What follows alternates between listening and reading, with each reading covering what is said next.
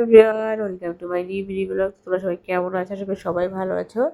তো আমিও তোমাদের আশীর্বাদে খুব ভালো আছি। তো সবাইকে শুভ সকাল, মিষ্টি সকাল, মিষ্টি বন্ধুদের মিষ্টি সকালের মিষ্টি শুভেচ্ছা। তো সবাই কেমন আছো? আসলে সবাই ভালো আছো।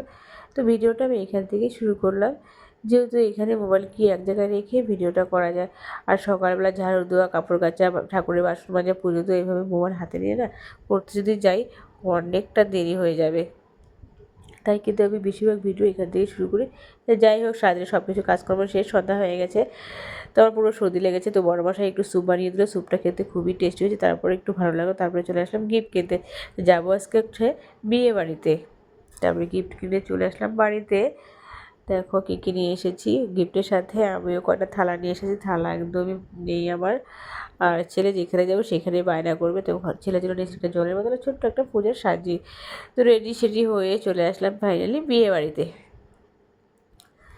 বিয়ে বাড়িতে চলে আসলাম। দেখো কত সুন্দর।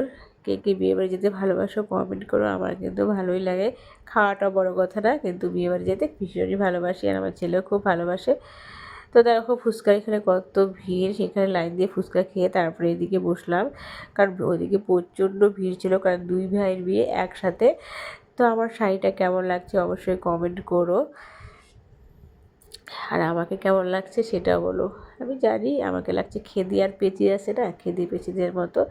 তো এদিকে আছে হচ্ছে ডিজে বাজছে। তো ডিজে এখানে বন্ধুরা এনজয় করছে। বিয়ে মানে কিন্তু বন্ধুবান্ধবরাই বেশি এনজয় করে।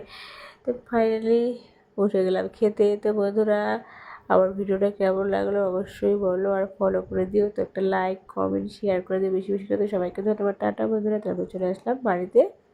তো সবাই ভালো থেকো, কালকে দেখা হবে।